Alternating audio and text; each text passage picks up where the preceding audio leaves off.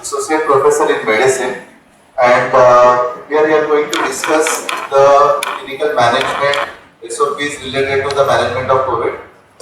To concentrate on that part, I am not going to cover about diabetic management or other medical management because our main focus will be on management of the COVID, what are the various categories, and also how we go about it. So like ma'am told the full form of the SARI, so it is severe acute respiratory infection. What it means is that any patient who are having acute respiratory infection with cough, with temperature equal to more than 38 degrees Fahrenheit with or without breathlessness. So when we talk about triage area, these are the categories of patients who will be suspect for us and will be referred to the EMS or ESR area. So what do you mean by a suspect? So whenever any patient is coming to triage and giving these symptoms, we take the history to know whether he is suspect for us or not, whether we should refer them to the SARI ward.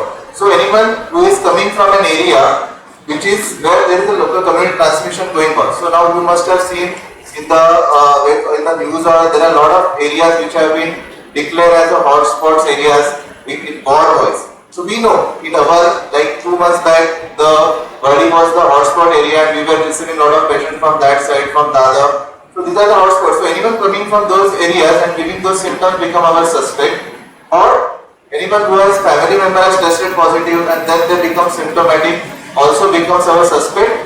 Or for our healthcare professions, like it used to happen initial days when all wards were not having such kind of patients, and suddenly a patient used to come out with the symptoms, got tested positive, and that time the PPE were not adequate for that particular ward. Like it was an initial scenario. Nowadays we are taking all the precautions, so like this accidental exposure has become minimum, but still this also becomes a suspect case for us when they become symptomatic.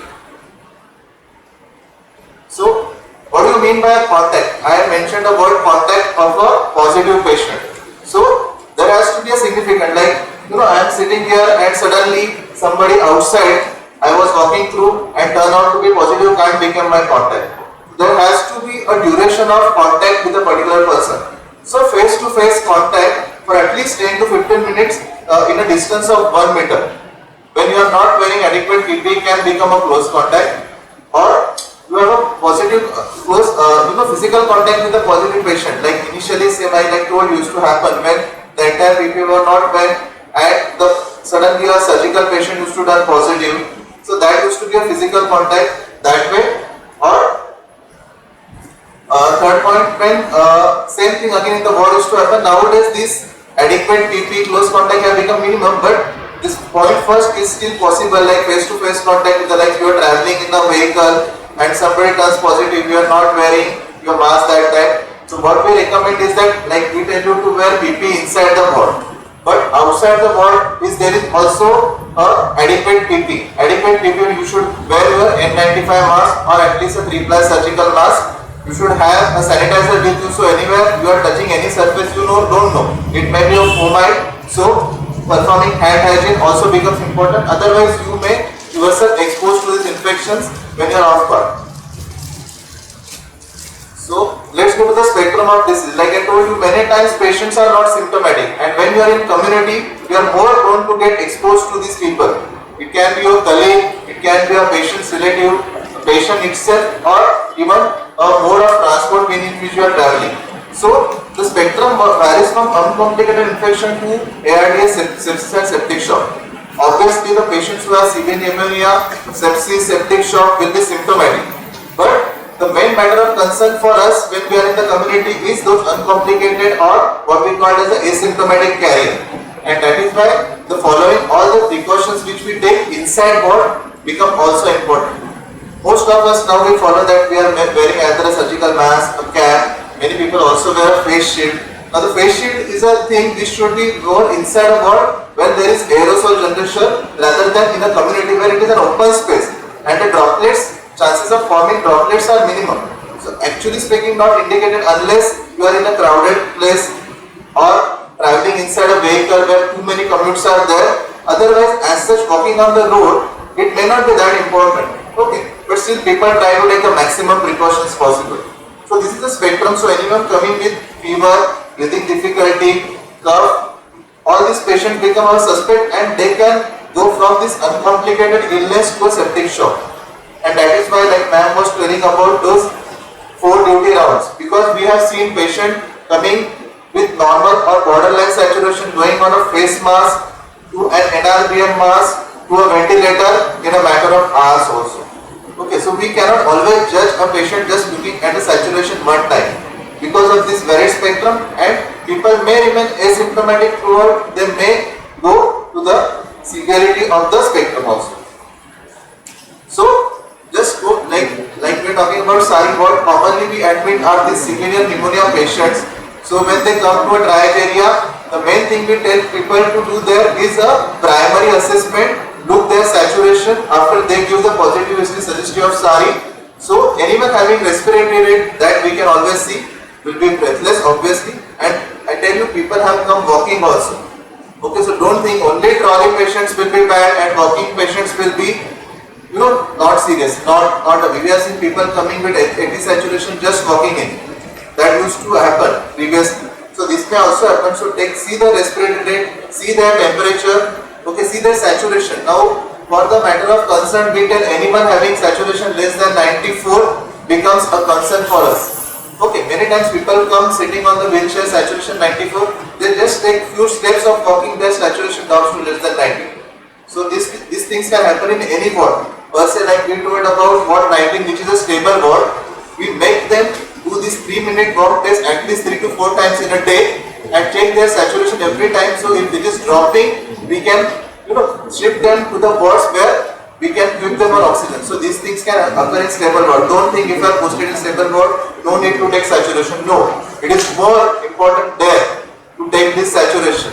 Okay, so if it is dropping to less than 94, you can alert your senior if this patient is desaturating, better to be shifted to the wards where oxygen ports are there. Okay, they may insist to नहीं आपको यही ward में रहना है, but no. Okay, because that ward is healthier, they are more comfortable. But if they are desaturating, it is very risky for them to be in that ward where we don't have oxygen port kept there. And that is why we have created that ward as a stable, non-auto requiring healthcare worker ward. All other wards have oxygen port provided, so we can always give them oxygenation required, and most of the ward have oxygen port bed also. So that is also not a problem for us. We can shift them to any ward based upon vacancy available. Don't think of side room, don't think of particular wards only. Try to shift them earliest possible ward where oxygen bed can be made available. So these 3 things becomes important for us: their respiration, their saturation, okay, and their symptoms. Somebody said breathless also you should check their saturation, because we have noticed many times saturation good, they keep on saying breathless, and after subsequent hours they desaturate. So that is also possible. The symptoms are also important, not only the signs. Anyone saying chest pain, palpitation, uneasiness, perspiration, tremors. This is what used to observe initial days. I used to feel that these are alcoholic, and nowadays because of lockdown they are not getting alcohol, and that is why they are having tremors. But no, those were the hypoxic tremors, and we have seen so many people having those tremors, and when we used to remove oxygen, the saturation used to drop to dangerously low level, which can be even 54, even lower than that. That much saturation we are seeing, and they were having just tremor, maintaining 90-94 on oxygen, suddenly desaturating. So all these things, are the pickup points for you to know which patients are desaturated.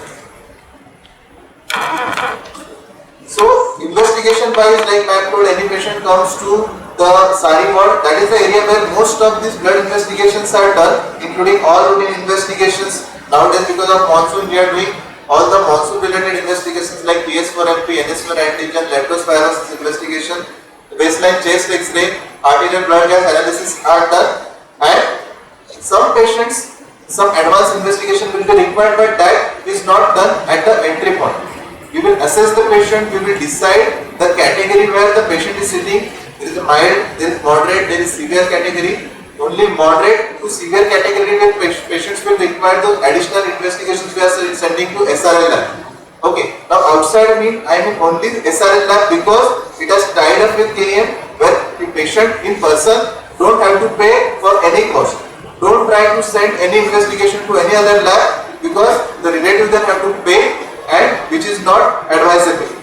Okay, so decision regarding the outside investigation let be taken by the senior people, not by you. Okay, if they tell you, you have to just collect the blood, give it to intern who will give it to the SRL lab. Okay, in a prescribed format, and everything we are getting updated with us. Which investigations are going outside, we are closely monitoring those investigations also with their indications. Okay, the reason for doing all those investigations like D-dimer, ferritin level is that patient who will require the advanced drugs or recently available drugs should benefit with that. Okay, we are coming to that. So when we are there, the man is obviously going to talk about all these aspects. But just I like to give them one slide that when patient comes to SARI area or they are in your wards, see it that they are at least wearing a face mask. I know all are positive, but it's always good because somebody turns negative, somebody are positive. So it's always better that everyone of them wears the face mask. Good for you that if they are coughing, the droplet generation in the wards, but whichever is there will be also minimum. Okay, and that will be helpful for every one person working in the hospital, including the patients who are there, who are stable, okay, who don't require oxygen. We can minimize the viral load. So wearing a face mask for the patient is very important. For us, obviously we are wearing the adequate PPEs for the wards. Outside the wards, how to take care for yourself. So like we are trying to tell you that we are trying to mobilize also the scrubs for most of the you when you are working in the COVID ward. So try not to come in your usual clothes, but with those scrubs kept aside, you will coming in that only. When you go back, have proper bath, keep those clothes inside a different place, wash them daily, iron them and use them. Performing hand hygiene every time when you are entering. Try to keep your footwears also different for the wards if possible, which we are also doing, so that you don't carry all that contamination. Don't carry that N95 mask which we are wearing with the PP to your rooms, thinking ki on the way मैं surgical mask पहन के कैसे जाऊँ, whether I will get exposed. No. Once outside the ward, the atmosphere is better protected than inside the ward. Rather than carrying that N95 mask wearing inside the ward, so you have to doff that, and where I am obviously going to show that doffing sequence. But don't carry that surgical mask because inside your PP kit there is a three-ply mask is available along with the N95. So that you can keep inside your pocket. When you doff, do the hand hygiene, wear that mask and leave the ward. Okay, don't leave unprotected also, I mean to say. Or have your own mask. It's up to you. How do you want to do? If you don't want it surgical, you can. Because we are getting one N95 mask for our duty. We are not going to get two. Okay, one will be carried to the your room and one for duty. No. 195 N95 for duty. So that is to be used there and discarded there only. Not to go outside with that mask. Okay, because there may be some contamination and you may land up carrying that to your room, you will keep on your table, got contaminated. Later when you touch your face, you may get contaminated. So avoid any infective material to be carrying with you. So no chains, no gadgets, nothing on your hands or your neck. When you are, I know if it is a, somebody people say it's my faith, I am carrying a necklace, holding a God's pendant and all, then you can keep inside your pocket also. Yeah, it's staying ultimately with you, whether in the neck, in your finger or in the pocket. It means the same for this system. So try to avoid all these things. Those who are running specs, we recommend to have the big goggles. Okay, you can keep it for yourself because then you will have better vision. Because just on your specs, wearing the goggle becomes difficult.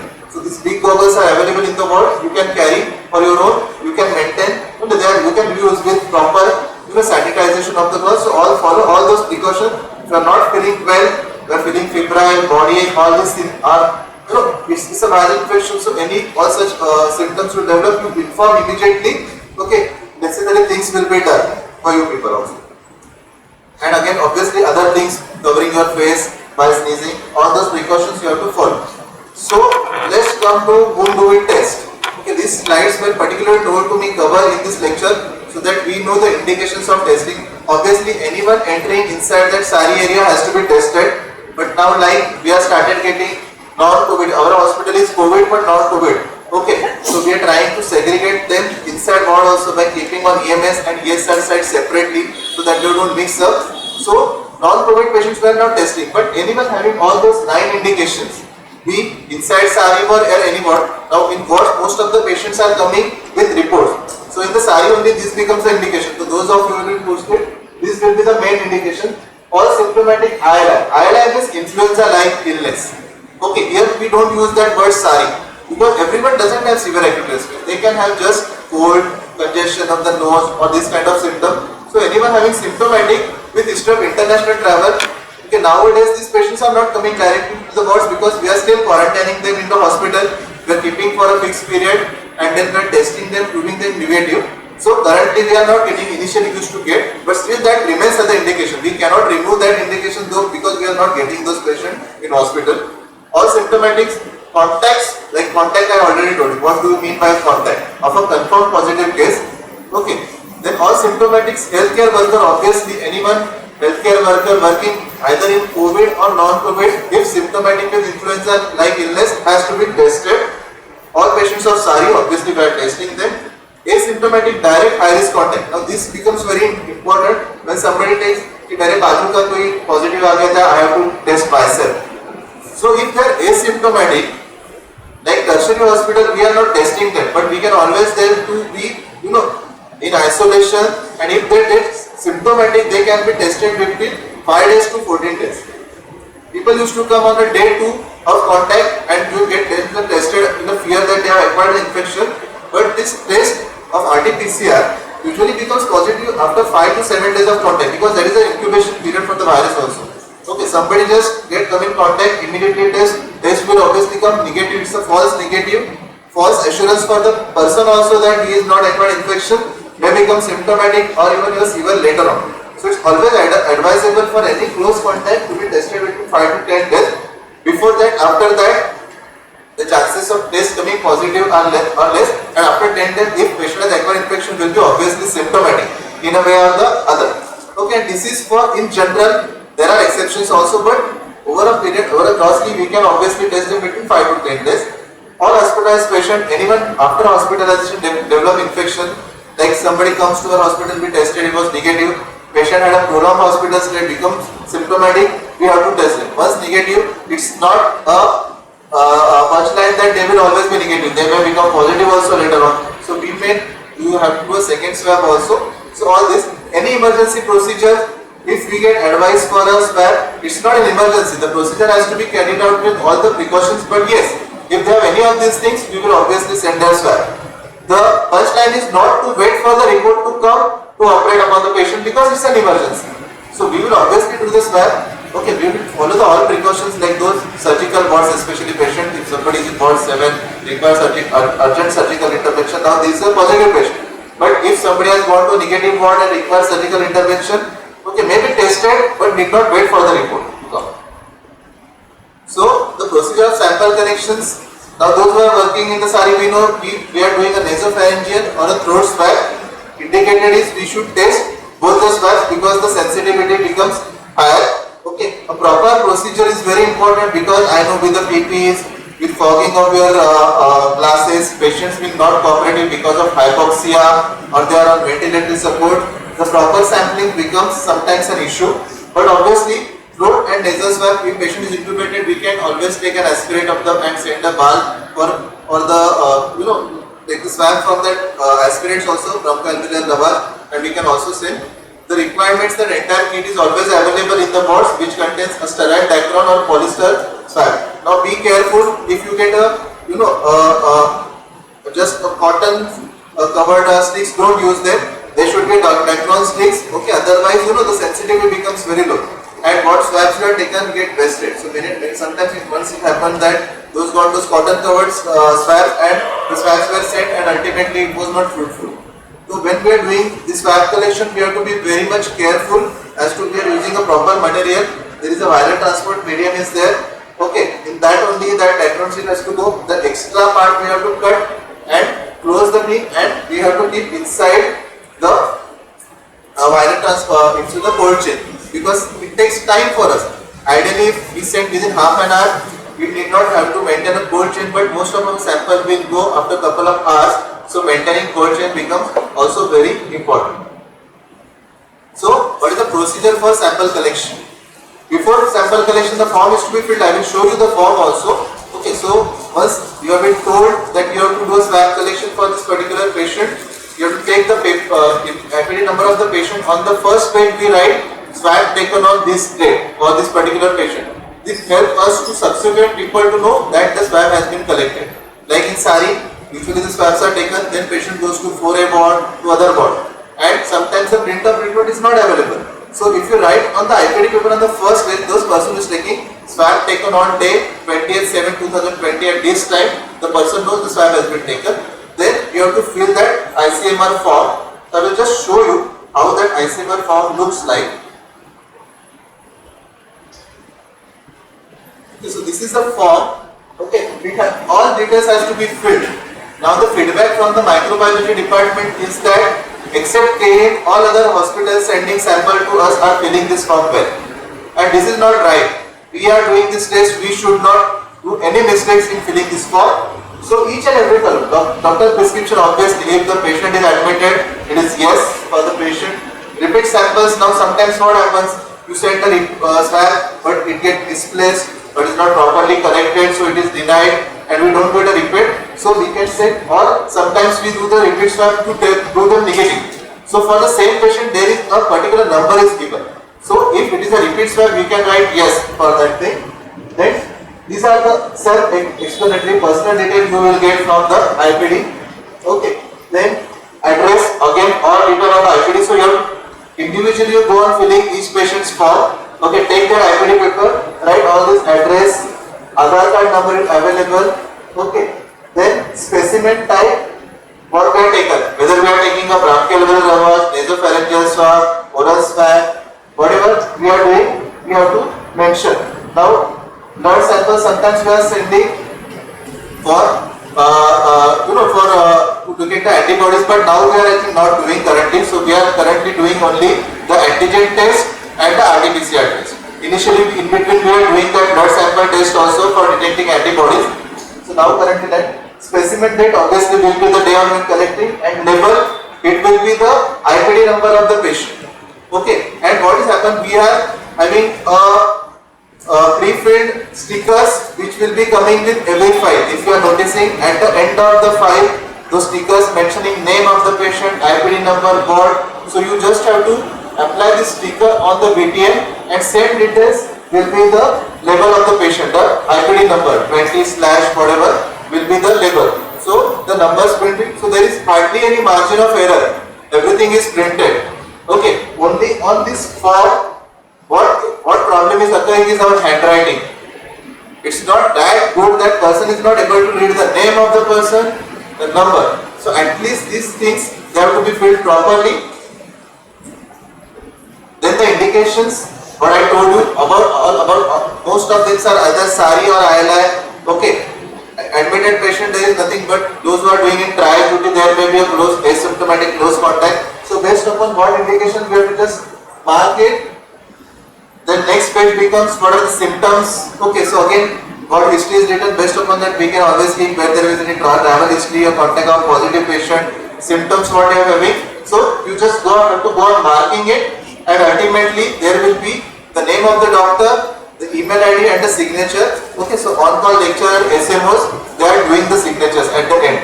Okay, so if you fill it properly, it can be very well sent for the testing. So filling the form, labeling the VTM properly, collecting the specimen, putting it into the cold chain. Okay, and then at the end making the list of all the swabs collected. This will be mainly for those who will be posted in SARI board.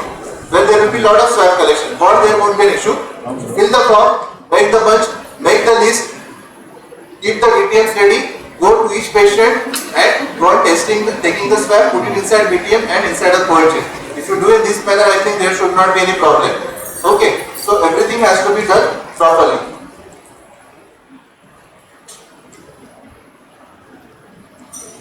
So the procedure of swab collection. Now inside work we are always in the PP. So initial steps we are already done.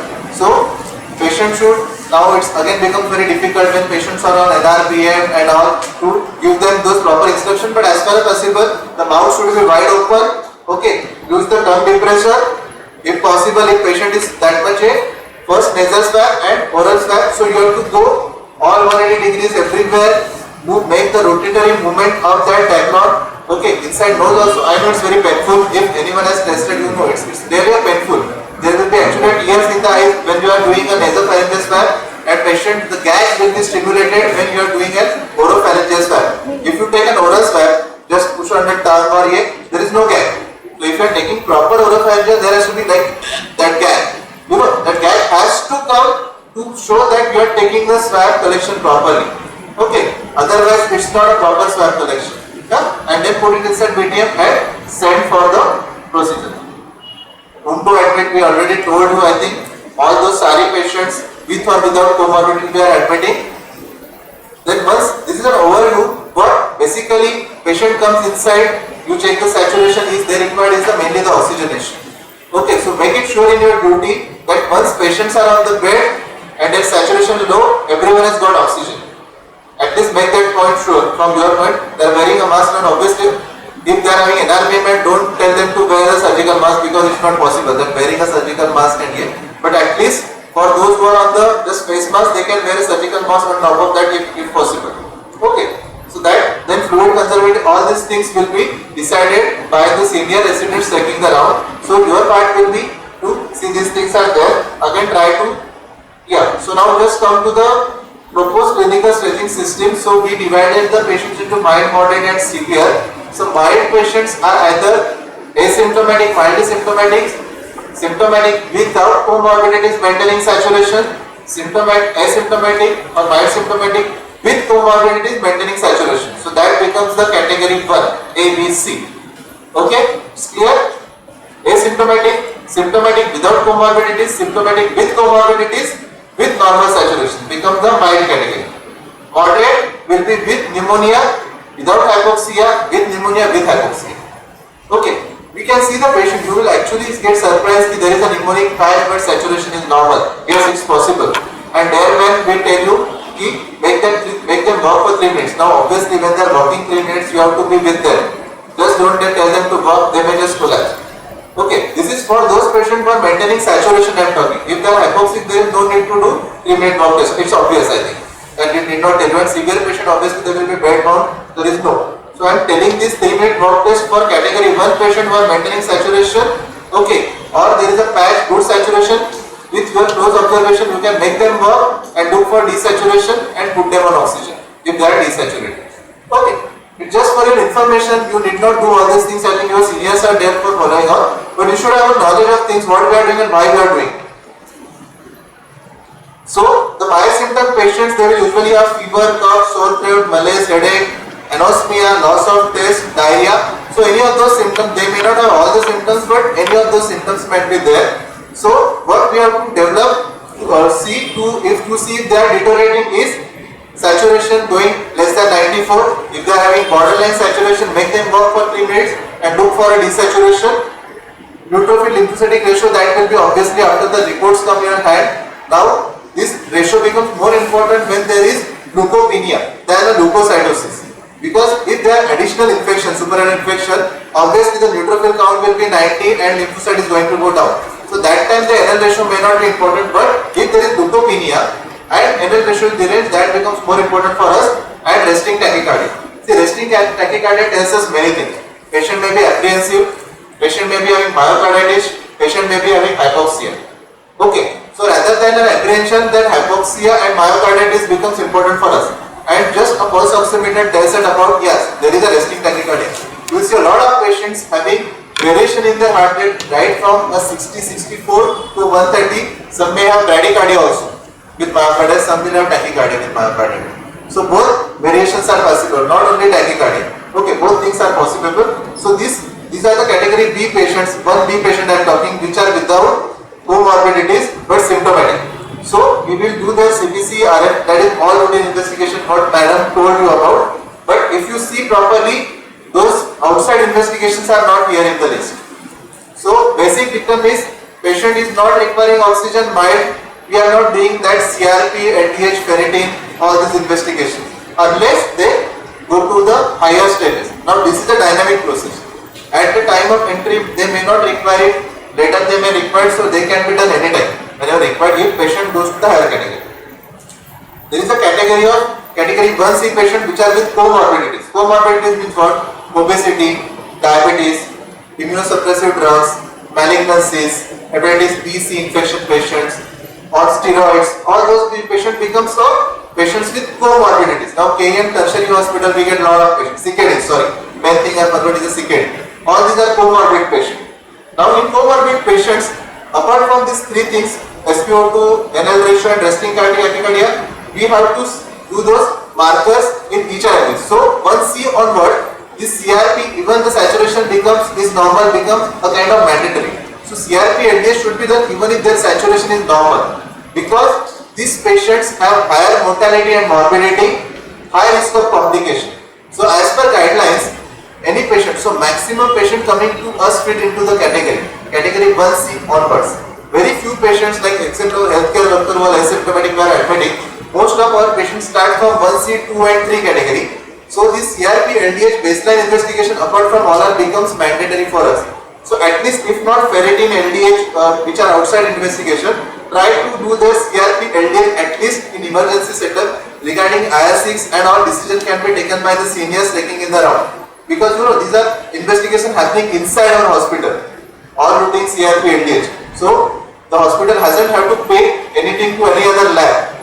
Regarding other investigation, decision can be taken by senior and sent also later on also. And these investigations are special in the thing. There are certain drugs like nab-tazobactam, favipiravir, or even tocilizumab, we have to use in a certain category of patient. And when these investigations matter to us, to know what were the baseline parameter and subsequent parameter after giving the drug. Okay, so that is why let this decision be taken by senior and told to you, then only you follow those things rather than doing for every patient. So the treatment now is very dicey. It is written either SCQ or favipiravir or remdesivir. So it becomes dicey. Every patient of this category 1C, you can give either SCQ, you can give remdesivir or you can give favipiravir. So whom to give that? What? And there what these three things matter. The ECG. If the QT is prolonged, we cannot give SCQ, but then still they are told have an option of giving toxin with ivermectin to those patients. So decision regarding giving favipiravir and or remdesivir let be taken by the senior faculty. Kisko kya dena hai? Now for 1C we are giving favipiravir if indicated. Based upon these all parameters, we have to check that which parameters we check like RFT I have discussed subsequently in those special drug topics. So I will not tell just now. But yes, low molecular weight regarding stat dose has to be given, and then we will wait for a D-dimer levels. If they are higher side, we will continue also. Then moderate Kasari patient, these are mostly have a lower respiratory. Now what one category I was talking was mostly URTI symptoms. Okay, when we go to moderate or category 2, they have LRTI symptoms. Most of them will have a pneumonic patch and haziness or a white out lungs also, depends. And don't consider this patch as a marker of their oxygen saturation. They may have a white out lung with good 90 and 90 plus saturation. They may have just small patch with even a hypoxia. So we cannot always judge from that patch who will be bad or who will be good. Okay. So once they come, they have less than 94 saturation. They become moderate category. Then we look for the red flags and again same things. 1C onward we follow same. SpO2, resting tachycardia, CRP, LDH, D-dimer and other investigation if advised. We will follow all those investigations for the things same remains same. Only difference from 1C and 2 is that we will do the follow-up CRP LDH also. Okay, to monitor the response to our therapies and additional drugs will come.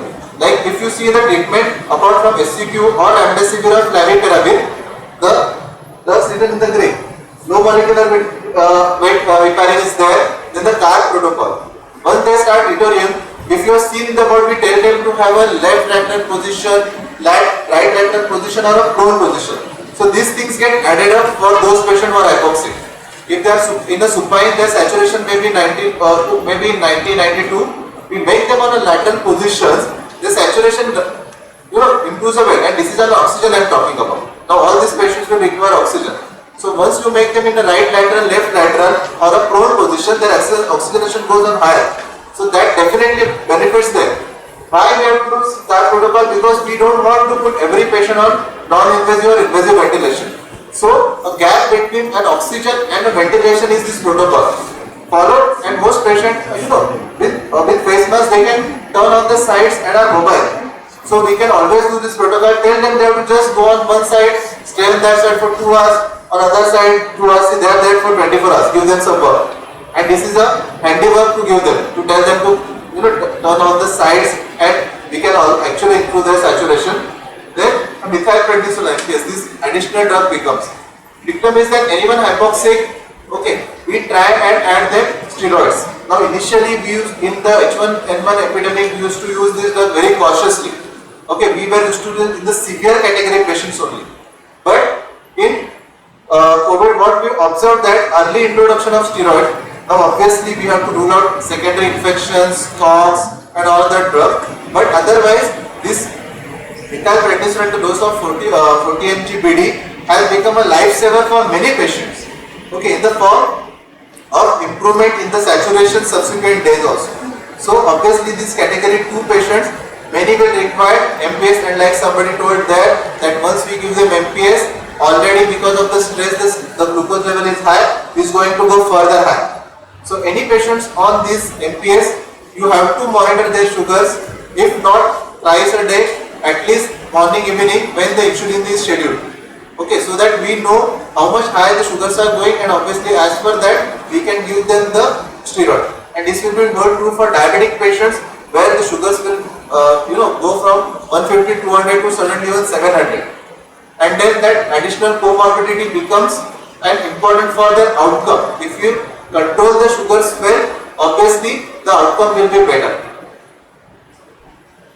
So this is about the monitoring with MPS. If we are giving SCQ to them, ECG monitoring becomes very important. If baseline ECG, then we have to calculate their QTC. Now luckily most of our ECG machines are coming with that corrected QT because the QT interval varies based upon the heart rate. Brady, tachy, everything will alter the QT. So we have to calculate that corrected QT interval.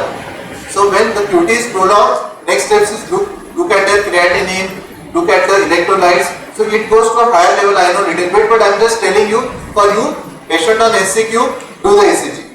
Patient on steroids, do their HGT. Monitor SpO2 of every patient. So just that is a punchline for you people to say. And obviously the last area is again a decisions come from the senior level to give DOSI, to give convalescent plasma, what? Okay. Then severe category patient, obviously all these patients will be an ICU. So same things are to be done. What you have to check is neutrophil ratio, all those investigations, saturation monitoring is same. You have to do the investigations what we are doing are also same. Ferritin, LDH, CPK, all these investigations we are doing for moderate category remains the same. Low molecular vitamin substitute OD, but if D minus are very high, sometimes we give PD also. But again we have to look the platelet count of the patients. What we tell in CKD patients who are on dialysis, we usually don't give heparin. The reason is that when they are dialyzed, they give heparin to them. So in a way, usually they are dialyzed alternately every third day, they keep on getting heparin dialyzed. So we try to avoid giving heparin on daily basis to them. Thrombocytopenia, any bleeding tendencies, history of melena, again we try to avoid giving low molecular weight heparin. So in CKD patient we try to prefer conventional heparin, that is unfractionated heparin 5000 every 6 hours because it is short acting, while the low molecular weight heparin is a longer acting. So if patient develop any complications, the conventional heparin has at least an antidote, Prodamine. While the low molecular weight heparin doesn't have antidote also, the patient will just keep on bleeding, which also we have to avoid. So this is just some tips I am giving you, when to use conventional and when to use low molecular weight heparin. Again, tocilizumab, carboxyl and amdesivir, the decisions will be taken by the senior. In critical patients, ventilatory support is required in most of the patient. It can be either a high flow nasal oxygenation, it can be a non-invasive ventilation with a mask, which obviously Dilakshi will be telling you, Dr. Dilakshi will be telling you, or it could be an invasive ventilation. Our prime target, if you see, is that our less patients are on invasive, more patients are on non-invasive ventilation. And it has been observed throughout the world, trying to maintain the patients on non-invasive ventilation gives a better outcome than putting them on invasive ventilator, because because of the risk of complications associated with the invasive ventilation, which are less, not minimum, but less as compared to invasive, because the suctions come, the ventilator acquired pneumonia, secondary sepsis, if they are given tocilizumab and other drugs, again we are actually decreasing their inflammatory response, so suppressing a kind of their immune response. So secondary infection this becomes high. So non-invasive ventilators are anyway better than invasive, and that is why we have to monitor the patient in every phase, so that they don't reach ultimately this severe category phase. Unfortunately, some patient comes to us in that phase where we have to put them on NIV or invasive ventilation. But if patient is coming to us with only oxygen required, it is always better to maintain them there and improve rather than deterioration. Okay. So I will go just rapidly for this. Just you should know this drug, because I know everyone is interested in knowing remdesivir. Everywhere the drugs are very much in everyone wants to know. So we should also know what are these drugs. So this is drug available with us, and we are using from 1C category patient. So before giving remdesivir, why I tell you that let the senior take the call, because there are certain things which becomes a contraindication for them. Elevation is LFT more than 5 times the normal. Severe renal failure. Even my registrar sometimes asks me, sir, 1.9 creatinine de do kya? Okay, but eGFR less than 30 becomes an absolute contraindication. So even in CKD patients also, we are giving this drug with patient being given dialysis. So when patient is going to go for dialysis, we give that. So it is not an absolute contraindication those patients also, but if eGFR is less than 30, it becomes a kind of absolute contraindication. For other patients, we can give this drug with a proper monitoring. Pregnancy and lactation. So those who are working in female ward, I will tell you 2 things. Nowadays the X-ray has become, like a left right. Every patient we are doing X-ray. Like we are trying to use the best drugs for the for the severe. So if you see a comorbidities, I never mentioned pregnancy as a comorbidity. While in H1N1 we used to say high risk category, but in pregnancy we have to be very careful, because most of these drugs are a kind of contraindicated in pregnancy. When you see in H1N1 pandemic, we used to give try to give higher doses of we used to give them Tamiflu and all those drugs, but here the remdesivir, it is not being tested in those, so it is a kind of contraindication for giving to pregnant and lactating patients. Okay. Then dose is 200 mg IV on the first day, and then 100 mg OD for next 4 days. So that is the dose. So we usually see if all this LFT, RFT is normal, patient is non-pregnant, non-lactating, we can try to use this drug if they are fitting in category 2 or 3. Convalescent plasma, I think nowadays we are not having any, so I will just skip it. We are already got over with this trial. Tocilizumab, this is an important. Many patients in category 2B and 3 have been benefited. We have seen patients going from face mask to NRBM to NIV very rapidly in a single day, and even we have tried this drug in emergency areas, Foray ward, and patients have actually benefited. But when they reach, any patients come ultimately positive and go to the COVID ICU, and if you give this drug early to them, if they are deteriorating that fast, they have been benefited there. So this kind of drug becomes very important. So many times we tell resident to send IR6 level from Sari ward only, and if they are on higher side and patient is not responding to the standard treatment of giving SCQ, remdesivir, steroids, low molecular treatment, this drug is beneficial for them. Again, there are certain contraindications, like if patients have active tuberculosis, okay, or a fungal infection, we should not use this drug, because we are suppressing the immune response, and these infections will flare. If somebody has a localized fungal infection, can become a systemic, and when they reach ICU, all these complications flare. So if you see, if these drugs are given, mostly the patients are either on piperacillin, tazobactam, or meropenem or imipenem cilastatin combination. This is in ICUs to avoid the risk of secondary infections, and sometimes we may have to give antifungal if the blood culture comes negative if patient is not responding. So again, rather than pushing the patient into these complications, better be safe to use these drugs if indicated. And obviously the dose is 8 mg, so we are giving 400 mg as a start dose for 1 hour. We are looking for the blood pressure, hypersensitivity reaction rate, repeating the dose if required after 12 to 24 hours. Again, the leukopenia, thrombocytopenia, bleeding disorders become a contraindication to use this. Favipiravir, this drug we are very commonly using. Again, a contraindication is a pregnant lactating woman and patient with severe impairment. So contraindication you see are more or less same. for those.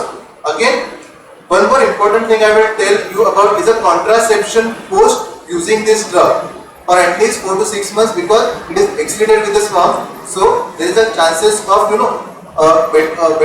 chances of developing neonatal some anomalies are possible. So they are telling, if some young patient having a family, planning for a family, taking this drug, we should advise them contraception for at least 4 to 6 months to avoid those anomalies developing in the children. So that is one more thing I will tell. Post discharge disease, obviously it is not a contraindication, but this is a precaution we have to tell the person when we are using this drug. Adverse events are hyperuricemia, decreased neutrophil count, elevated LFC. So obviously we have to do these reports every 48 hours to look if these complications are occurring. This drug is usually given for 7 days. Dose is 9 tablets daily on first day and then 4 tablets daily for next 5 to 6 days. So that becomes it. And sometimes we can give for 14 days if patient is responding and going to require high dose, but very less of our patient require this 14 drug regimen. This is all about the various protocols of COVID. Drugs are safe, but don't forget that we are also having comorbidities which also we have to manage. Don't forget to ask the menstrual history to all the females of the reproductive age group before doing an X-ray and CT. I don't want to see the fetus inside with a CT report available to us. So we have to avoid that. So be cautious when we are doing X-ray for any patient. For every female patient, write the LMP, because that is what a preventable thing we have to think of when we are doing X-ray, CT scan and all. So that is why I have not spoken about all those investigations here. Okay, let that decision be taken by the seniors. Thank you.